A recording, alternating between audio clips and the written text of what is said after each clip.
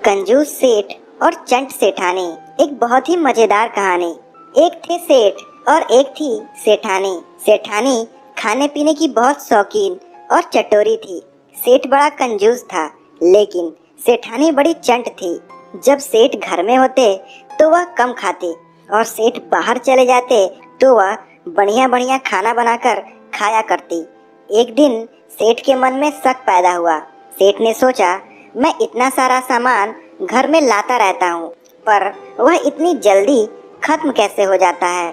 पता तो लगाऊं कि कहीं सेठानी ही तो नहीं खा जाती। सेठ ने कहा, 5-7 दिन के लिए मुझे दूसरे गांव जाना है, मेरे लिए रास्ते का खाना तैयार कर दो। सुनकर सेठानी खुश हो गई, झटपट खाना तैयार कर दिया और सेठ को विदा किया। सेठ सारा दिन अपने एक मित्र के घर रहे। शाम को जब सेठानी मंदिर में गई तो सेठ चुपचाप घर में घुस गए और घर की एक बड़ी कोठी में छिपकर बैठ गए। रात हुई, सेठानी की तो खुशी का पार न था। सेठानी ने सोचा, अच्छा ही हुआ, अब 5 दिन मीठे मीठे पकवान बनाकर भरपेट खाती रहूंगी। रात को अपने पास सोने के लिए सेठानी पड़ोस की एक लड़की को बुला लाई। लड़की का नाम था खेतली। भोजन करने के बाद दोनों सो गईं। आधी रात बीतने पर सेठानी जागी। उन्होंने खेतली से पूछा, खेतली खेतली रात कितनी? खेतली बोली, माँ अभी तो आधी रात हुई है। सेठानी ने कहा, मुझको तो भूख लगी है, उधर गन्ने के 7 टुकड़े पड़े हैं, उन्हें ले आओ, हम खा लें। बाद में सेठानी ने और खेतली ने जी भरकर गन्ने खाए और फिर दोनों सो गईं। अंदर बैठे बैठे सेठ जी कोठी की छेद में से सब कुछ देखते रहे। उन्होंने सोचा, अरे यह तो बहुत दुष्ट मालूम होती है। फिर जब 2 बजे तो सेठानी जागी और उन्होंने खेतली से पूछा, खेतली खेतली रात कितनी? खेतली बोली, माँ अभी तो दूसरा पहर हुआ है। सेठानी ने कहा, लेकिन मुझे तो बहुत जोर की भूख लगी है, तुम 6-7 मठरी बना लो, आराम से खा लेंगे। कोठी में बैठे सेठ जी मन ही मन बड़बड़ाए, अरे यह तो कमाल की शैतान लगती है। खेतली ने मठरी बनाई, दोनों ने मठरिया खाई और फिर सो गईं। जैसे ही 4 बजे सेठानी फिर जागी और बोली, खेतली खेतली रात कितनी? खेतली बोली, माँ अभी तो सवेरा होने में थोड़ी देर है। सेठानी ने कहा, बहन मुझे तो बहुत भूख लगी है, थोड़ा हलवा बना लो। लड़की ने थोड़ा हलवा बनाया, हलवे में खूब घी डाला। दोनों ने हलवा खाया और दोनों सो गईं। कोठी में बैठे बैठे सेठ जी दांत पीसने लगे। फिर ज्यों ही 6 बजे सेठानी उठ बैठी और बोली, खेतली खेतली रात कितनी? खेतली ने कहा, माँ बस अब सवेरा होने को है। सेठानी बोली, मैं तो भूखी हूँ, तुम थोड़ी खील भून लो, हम खील खा लें और पानी पी लें। खेतली ने खील भून ली, दोनों ने खील खा ली। कोठी में बैठे सेठ जी ने मन ही मन कहा, सवेरा होते ही मैं इस सेठानी को देख लूंगा। खेतली अपने घर चली गई और सेठानी पानी भरने गई। इसी बीच सेठ जी कोठी से बाहर निकले और गांव में गए। थोड़ी देर बाद हाथ में गठरी लेकर घर लौटे। सेठ को देखकर सेठानी सहम गई। उसे लगा, कैसे भी क्यों न हो सेठ सब कुछ जान गए हैं। सेठानी ने पूछा, आप तो 5-7 दिन के लिए दूसरे गांव गए थे, फिर इतनी जल्दी क्यों लौट आए? सेठ ने कहा, रास्ते में मुझे अपशगुन हुआ, इसलिए वापस आ गया। सेठानी ने पूछा, ऐसा कौन सा अपशगुन हुआ? सेठ ने कहा, एक बड़ा सा सांप रास्ता काट कर निकल गया। सेठानी ने कहा, हाय राम, सांप कितना बड़ा था? सेठ बोले, पूछती हो कि कितना बड़ा था? सुनो, वह तो गन्ने के 7 टुकड़ों के बराबर था। सेठानी ने पूछा, लेकिन उसका फन कितना बड़ा था? सेठ ने कहा, फन तो इतना बड़ा था जितनी 7 मठरियाँ होती हैं। सेठानी ने पूछा, वह सांप चल कैसे रहा था? सेठ ने कहा, बताऊं? जिस तरह हलवे में घी चलता था। सेठानी ने फिर पूछा, क्या वह सांप उड़ता भी था? सेठ ने कहा, हाँ हाँ, जिस तरह तवे में खील उड़ती है उसी तरह सांप भी उड़ रहा था। सेठानी को शक हो गया कि सचमुच सेठ सारी बातें जान चुके हैं। उसी दिन से सेठ ने अपनी कंजूसी छोड़ दी और सेठानी ने अपना चटोरापन छोड़ा। कंजूस सेठ की दावत। एक बहुत ही मजेदार कहानी। चंदनपुर गांव में मनीराम नाम के एक सेठ जी रहते थे। हालांकि उनके पास धन दौलत की कमी नहीं थी, मगर कंजूस बहुत थे। एक बार वे एक दुकान पर मछली खरीदने गए। दुकानदार ने जब मछली के पैसे बताए तो सेठ जी बोले, ये तो बहुत ज्यादा है, तुम तो बहुत ठग रहे हो यार, जहाँ से तुम लाते हो वहाँ इतने का थोड़े मिलता होगा। तब दुकानदार ने कहा, जाओ तो फिर थोक के रेट के पास चले जाओ। सेठ जी थोक रेट की दुकान पर पहुँचे और वहाँ पैसे पूछने लगे।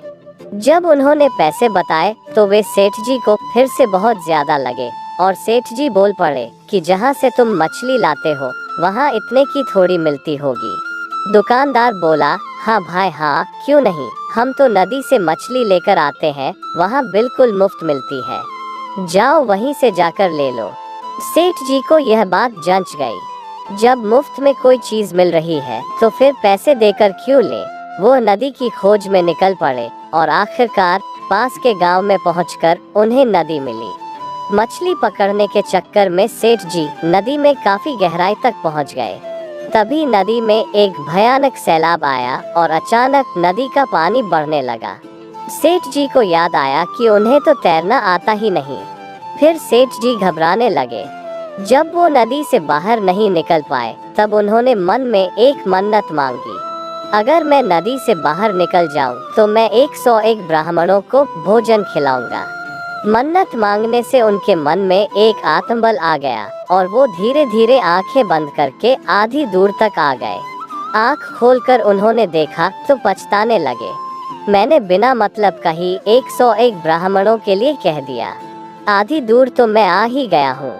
तब उन्होंने फिर से मन में ठाना कि अगर अब मैं नदी से बाहर निकल जाऊं तो 51 ब्राह्मणों को भोजन कराऊंगा। थोड़ा साहस करके उन्होंने फिर से तैरना शुरू किया तो थोड़ी दूर और आगे आ गए। अब सिर्फ चौथाई हिस्सा ही रह गया था। जब उन्होंने देखा कि अब नदी का सिर्फ चौथाई हिस्सा ही बचा है तो वो फिर बोल पड़े, अगर मैं अब नदी से बाहर निकल गया तो 21 ब्राह्मणों को भोजन करा दूंगा। ऐसे ही करते करते सेठ जी थोड़ा और किनारे पहुंच गए और फिर मन में सोचने लगे कि 21 ना सही, लेकिन 11 ब्राह्मणों को तो मैं भोजन खिला ही दूंगा। फिर थोड़ा तैरने के बाद जब 2-3 फीट ही रह गया था तब तक सेठ जी फिर बोल पड़े, 11 नहीं पर एक ब्राह्मण को तो मैं खिला ही दूंगा, जरूर खिलाऊंगा। ऐसे करते करते सेठ जी आखिरकार नदी से बाहर आ ही गए। बाहर निकलने के बाद सेठ जी ने सोचा, अब कह तो दिया है पर एक ब्राह्मण को भोजन कराऊं कैसे। कहने को तो कह दिया, सेठ जी एक ब्राह्मण को भोजन करा देंगे, पर अब पैसे बचाने के चक्कर में सेठ जी ऐसे ब्राह्मण की खोज में चल दिए जो कि बहुत कम खाता हो। कई जगह ढूंढने के बाद भी सेठ जी को बहुत कम खाने वाला ब्राह्मण कहीं नहीं मिला। कई लोगों से पूछने बताने के बाद आखिरकार सेठ जी को एक ब्राह्मण मिल ही गया। सेठ जी उस ब्राह्मण के घर पहुंचे और जाकर कहने लगे, मुझे एक ब्राह्मण की दावत करनी है, इसलिए आया हूँ।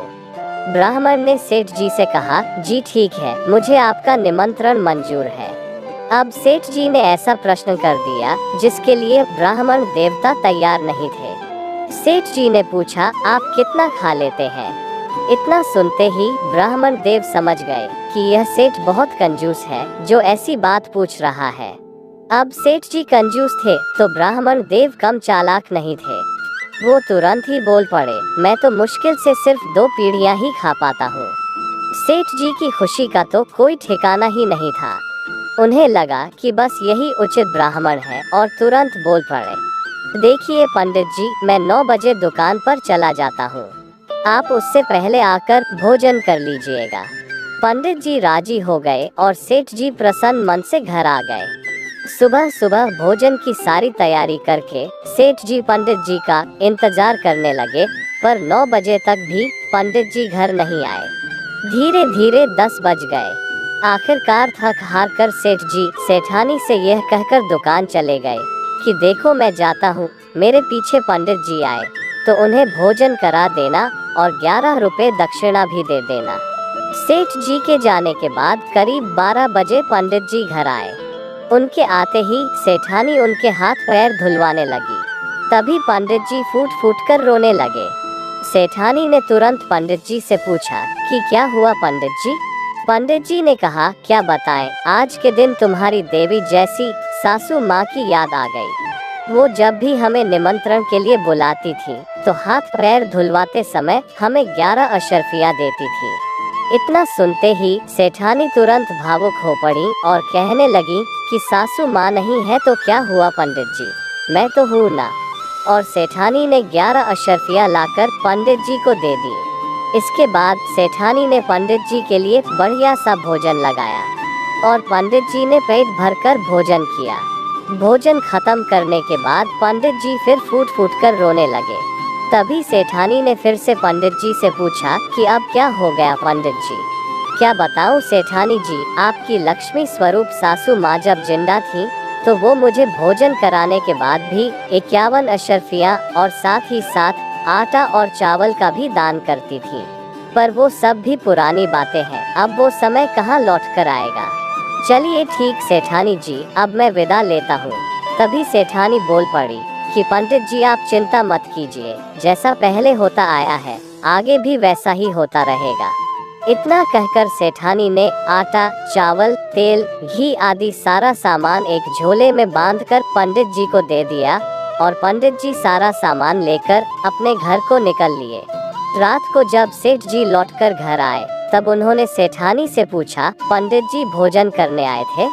तब सेठानी जी ने कहा कि मैंने उन्हें भोजन तो अच्छे से करा दिया था पर वो बार बार रो रहे थे।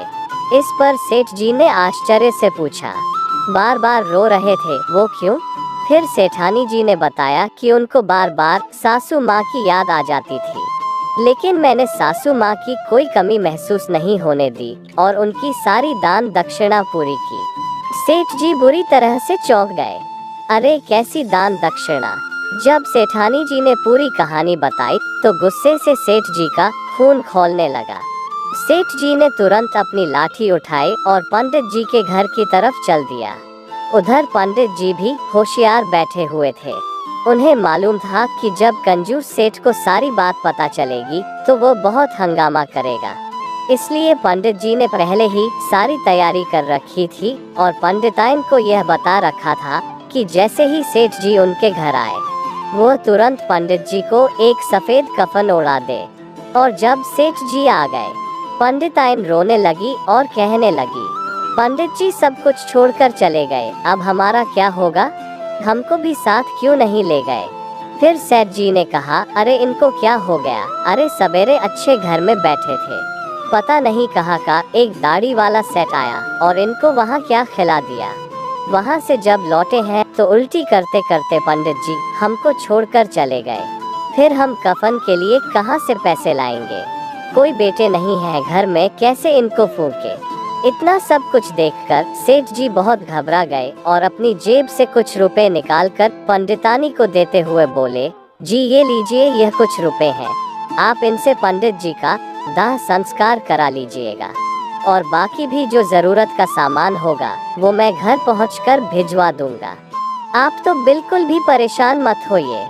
इतना कहकर सेठ जी फौरन अपने घर को निकल लिए और डर के मारे दाह संस्कार के सामान के साथ ही 2 महीने का राशन भी पंडित जी के घर भिजवा दिया। इसके बाद 2 महीने बीत गए और सेठ जी का दिया हुआ राशन पानी खत्म हो गया।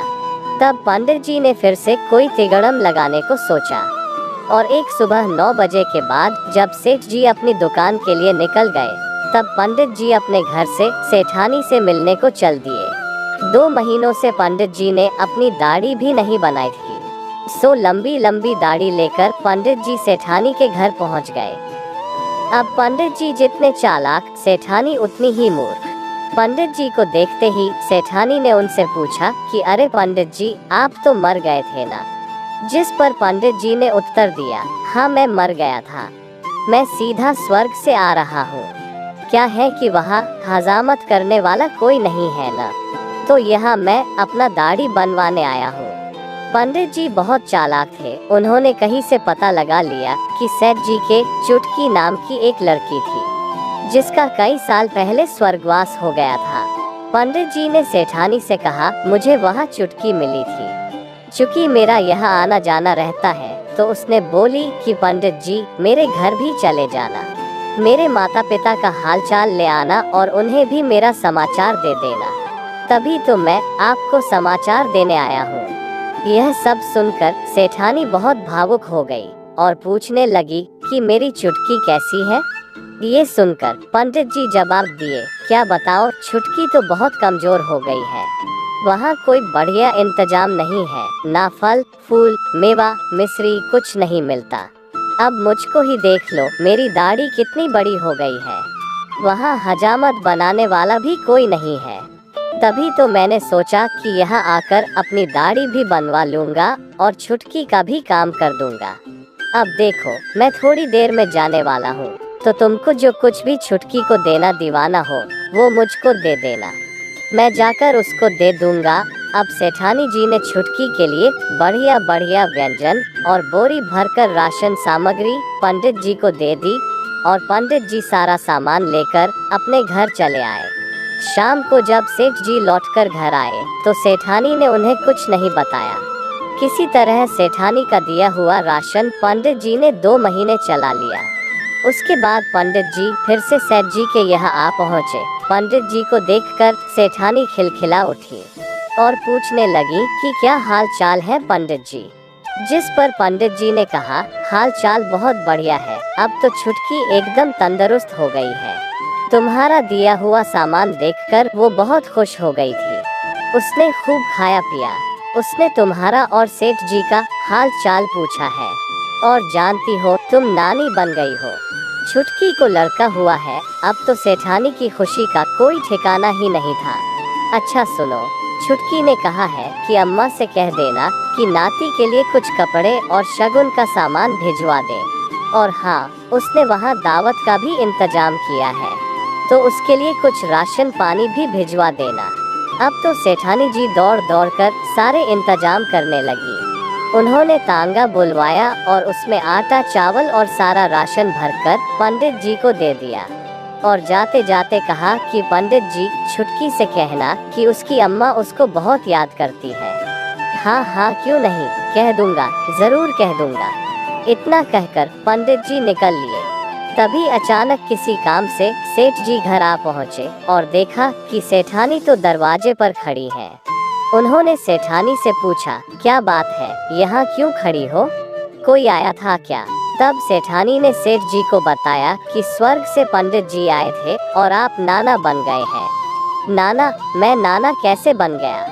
न मेरी कोई बेटी न कोई भतीजी, भला फिर मैं नाना कैसे बन सकता हूँ? तब सेठानी जी ने सेठ जी को बताया कि अरे वो अपनी चुटकी है ना स्वर्ग में, उसको लड़का हुआ है। पंडित जी बता रहे थे। यह सारी बातें सुनकर तो मानो सेठ जी को जैसे कट लग गया हो। तुम्हारा दिमाग खराब है, उस पंडित ने तुमसे कुछ भी कहा और तुमने सब कुछ मान लिया। अरे कहीं वो तुमको ठग कर कुछ ले तो नहीं गया?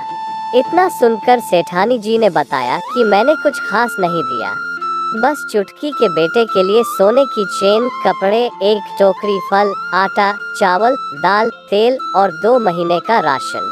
अब तो सेठ जी को काटो तो खून नहीं।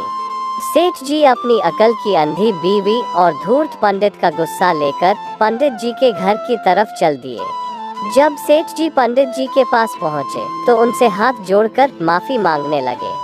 पंडित जी, मुझे माफ कर दीजिए, मैं आज के बाद कभी कम खाना खाने वाला ब्राह्मण नहीं ढूंढूंगा। तब पंडित जी ने कहा, ठीक है, मैं तुम्हें माफ करता हूँ, लेकिन हर महीने कम से कम 2 बार मुझे निमंत्रण के लिए बुलाना होगा और हर बार 101 रुपए दक्षिणा भी देनी होगी। मुझे माफ कर दीजिए पंडित जी, मैं हर महीने आपको 2 बार दावत भी खिलाऊंगा और 101 रुपए दक्षिणा भी दूंगा। जिस पर पंडित जी ने मुस्कुराते हुए कहा, जाओ अब तुम चैन से रहो। धन्यवाद दोस्तों।